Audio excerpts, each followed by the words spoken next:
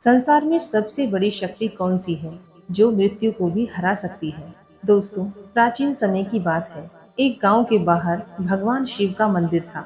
उसके सामने ही एक बरगद का विशाल पेड़ था। उसी पेड़ पर एक चकवा और चकवी रहते थे। वे दोनों रोजाना भगवान शिव की पूजा पाठ किया करते थे और उनकी भक्ति में लीन रहते थे। एक दिन चकवी ने चकवा से पूछा, हे स्वामी, मेरे मन में कई दिनों से तीन प्रश्न उठ रहे हैं।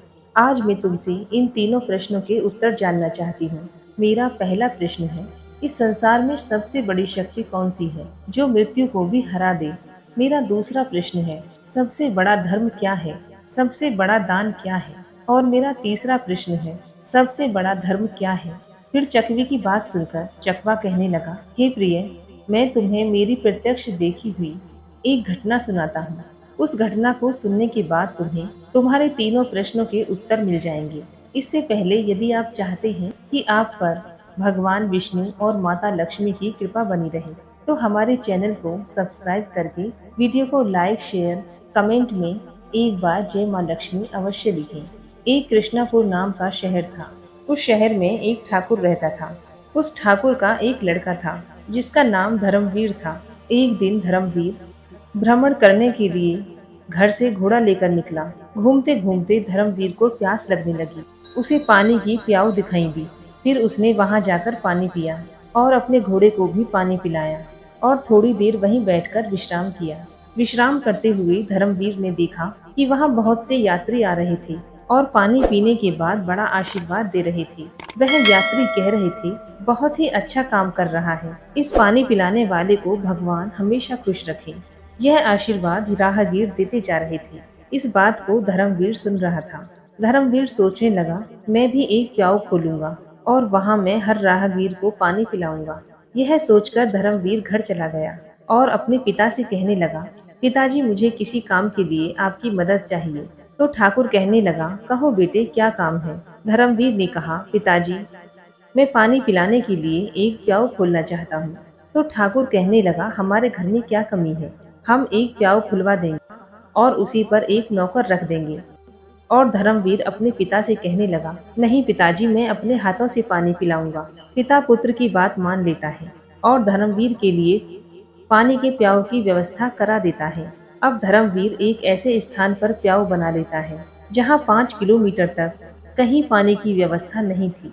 वहाँ उस रास्ते पर जितने भी राहगीर आते पानी पीकर आगे बढ़ जाते। फिर एक दिन यमदूत 4 आदमी की आत्माओं को लेकर एक पड़ोसी गांव से जा रहे थे।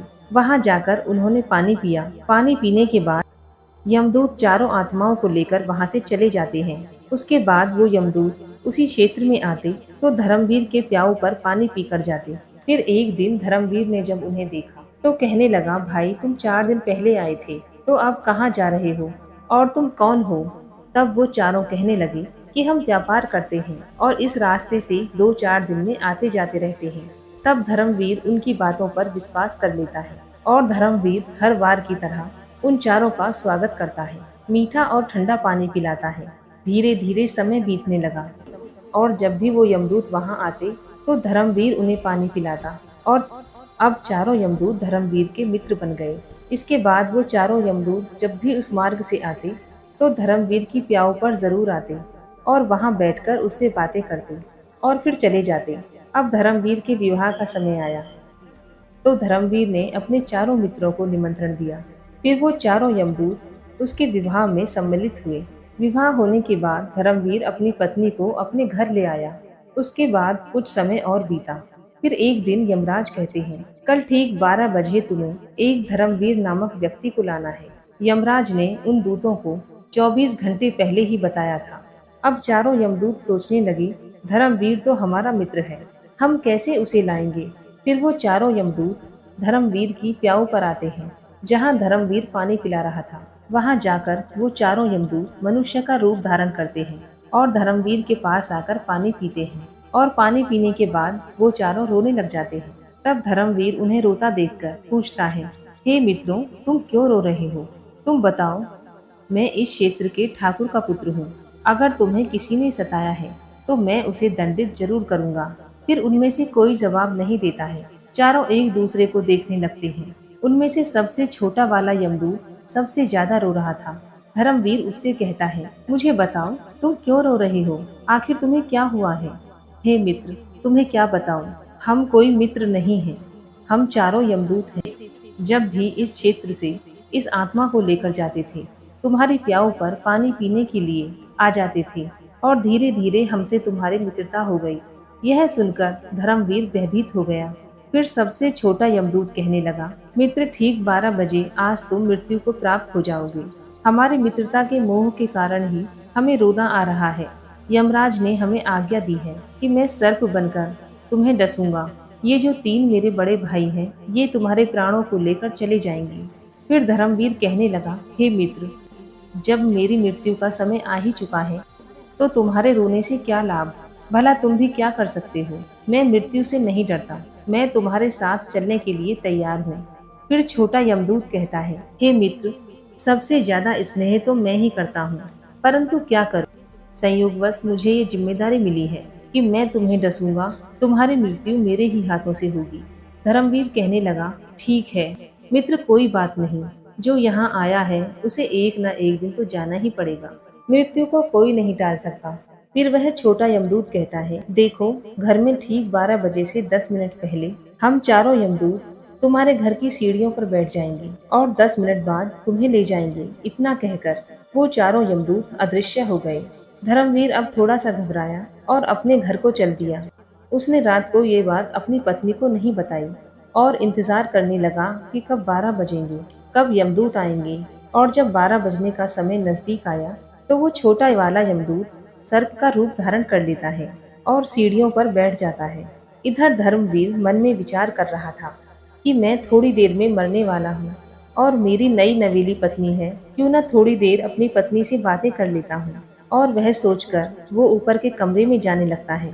अब उसे ऊपर जाने के लिए सीढ़ियों से होकर जाना था, जिन पर वह सांप बैठा हुआ था।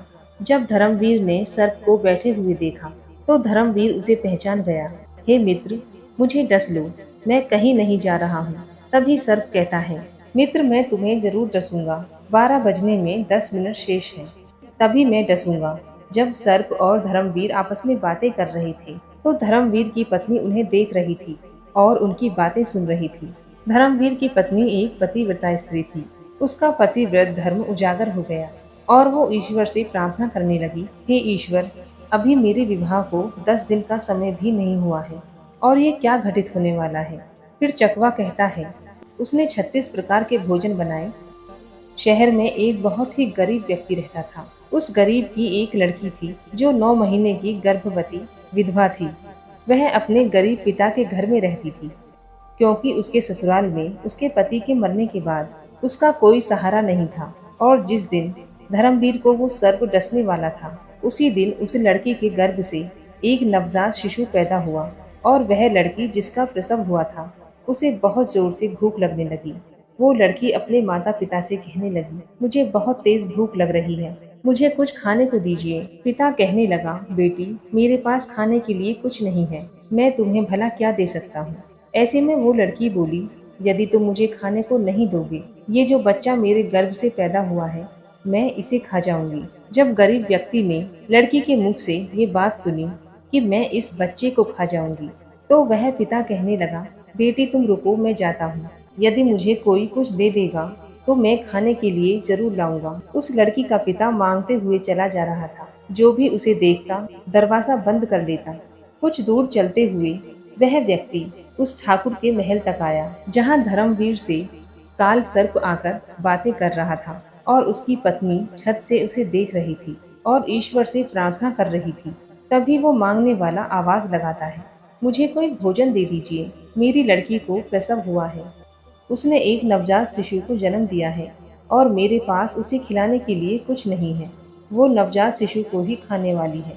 जब ये बात धर्मवीर की पत्नी ने सुनी, तो वो सोचने लगी, कुछ समय बाद मेरा पति मर जाएगा और मैं विधवा हो जाऊंगी और मुझे अपने पति के साथ सती होना पड़ेगा।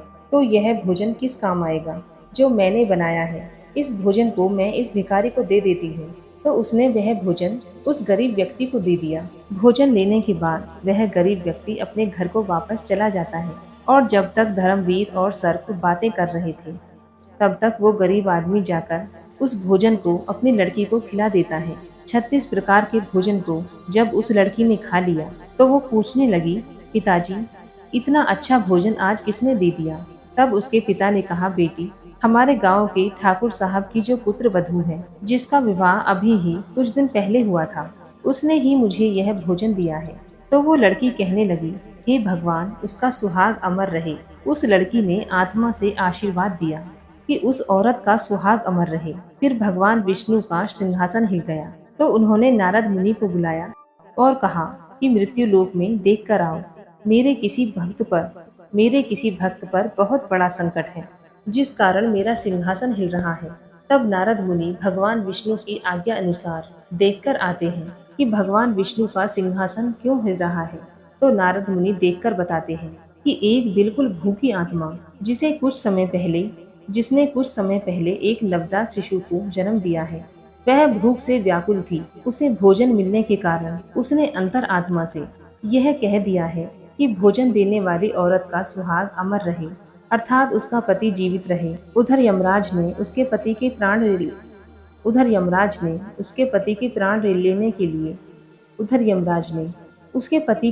लेने के लिए अपने दूतों को भेज दिया है। वह बस 10 मिनट बाद ही उसके प्राण लेने वाले हैं। फिर नारद मुनि भगवान विष्णु से कहते हैं, हे प्रभु, प्रकृति के नियमों के अनुसार धर्मवीर की मृत्यु का समय आ गया है और उसे लेने के लिए यमदूत उसके घर बैठे हुए हैं। और उधर एक दिव्य आत्मा ने अपनी संपूर्ण शक्ति से धर्मवीर की पत्नी को आशीर्वाद दे दिया है कि उस औरत का सुहाग अमर रहे। फिर भगवान विष्णु कहने लगे, मुझे उस आत्मा का मान रखना पड़ेगा, चाहे मेरे कार्य में परिवर्तन ही क्यों न हो जाए। भगवान विष्णु अपने भक्त की रक्षा करने के लिए उस प्रसव वाली लड़की की आत्मा के वचन को धर्मवीर पर कवच बनाकर डाल देते हैं। तब तक घड़ी में 12 बजने में 10 मिनट बाकी थे। तब धर्मवीर उस यमदूत से कहने लगा, हे मित्र, अब तुम मुझे डसो, अब मैं तुम्हारे साथ चलने के लिए तैयार हूँ। उस सर्प ने धर्मवीर को डस लिया और सोचने लगा, 10 मिनट में धर्मवीर मर जाएगा। 10 मिनट बाद भी उस धर्मवीर को कुछ नहीं हुआ। फिर सर्प कह रहा है कि मित्र, तुम्हें कुछ हो रहा है क्या? धर्मवीर कहने लगा, हे मित्र, मुझे कुछ नहीं हुआ है। फिर सर्प ने उसके ऊपर तीव्र विष डाला, परंतु उस धर्मवीर की रक्षा भगवान विष्णु कर रहे थे, जिस कारण सर्प का असर धर्मवीर के ऊपर नहीं हुआ। फिर धर्मवीर सांप से कहने लगा, हे मित्र, तुम मुझे पूरी ताकत से डसो। फिर तीसरी बार उस सर्प ने धर्मवीर को पूरी ताकत से डसा तो धर्मवीर का बाल भी बांका नहीं हुआ। फिर धर्मवीर को जीवित देखकर चारों यमदूत हक्के बक्के रह गए और कहने लगे, भगवान के पास जाना पड़ेगा। और यमराज से कहने लगे, यमराज, हमने बहुत प्रयास किया, परंतु उस धर्मवीर नामक व्यक्ति पर जहर का असर नहीं हुआ। फिर यमराज ने अपनी दिव्य दृष्टि से देखा, उस धर्मवीर के शरीर से 3 जगह से रक्त बह रहा है। 3 बार प्रहार करने से भी वो नहीं मर रहा है। इसका क्या कारण है? फिर भगवान विष्णु कहते हैं, यमराज, यह आत्मा की शक्ति है। फिर यमराज कहते हैं, हे प्रभु, ये आत्मा की शक्ति क्या होती है? तब भगवान विष्णु कहते हैं, यदि कोई व्यक्ति अपनी अंतर आत्मा से किसी दूसरे व्यक्ति को आशीष या श्राप दे देता है तो उसे झूठा करने की शक्ति मेरे अंदर भी नहीं होती है। दोस्तों, फिर भगवान विष्णु कहते हैं, यमराज, जरा ध्यान से देखिए, एक ऐसी गरीब औरत जिसका पति उसे 2 महीने पहले ही छोड़कर मर गया हो, जो अपने पिता के पास रह रही हो और पिता के पास भी खाने को उसे कुछ नहीं मिले और उसकी आत्मा भोजन के लिए तड़प रही थी।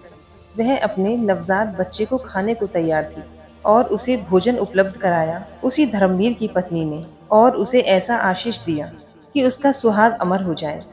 मुझ में एकाग्रित होकर जो व्यक्ति आशीष या श्राप देता है, मैं उसके वचन को कभी भी झूठ नहीं होने देता हूँ। यमराज, इसलिए तुम्हें धर्मवीर की आयु 100 वर्ष बढ़ानी होगी।